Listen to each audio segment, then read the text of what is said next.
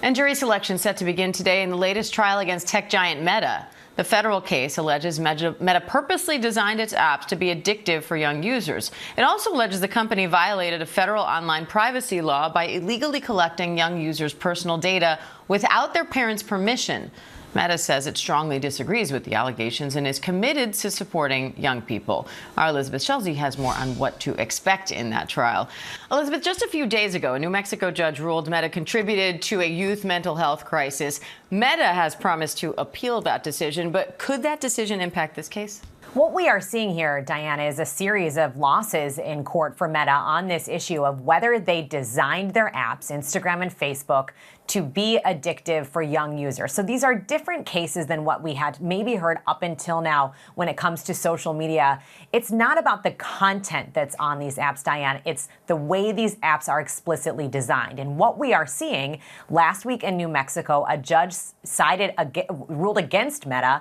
And similarly, earlier this year, and really what was a landmark trial in LA, a jury ruled against Meta and also Google's YouTube on this. They said that features on the apps, things like automatic scrolling, push notifications, the way the algorithm is designed to keep pushing you content all the time, that design feature got people addicted, and especially for younger users, got them hooked and led to harm of their mental health. So we are now seeing this go to trial in a federal case in Oakland.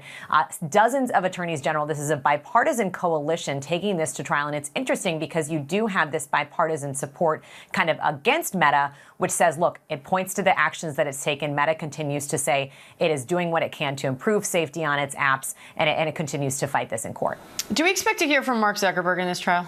We did hear from Mark Zuckerberg in that LA trial earlier this year, and it's possible he could be called to testify in this one, too. The question for him, and what we heard in that earlier trial this year, was what did Meta know about the harms that it might be causing to young users, and did it do enough about them? And a lot of the advocacy groups allege that Meta hid some of the harms, that it knew that young people were getting hooked, and that it still kept using those strategies to keep them on the app to try to make money. Meta has strongly disputed that. So this is something that we'll probably see, we would see play out in court. The question still up in the air about whether we see Mark Zuckerberg testify. But I think the big picture here, Diane, really important too. There are thousands of lawsuits like this against Meta and other social media platforms like TikTok and Snapchat.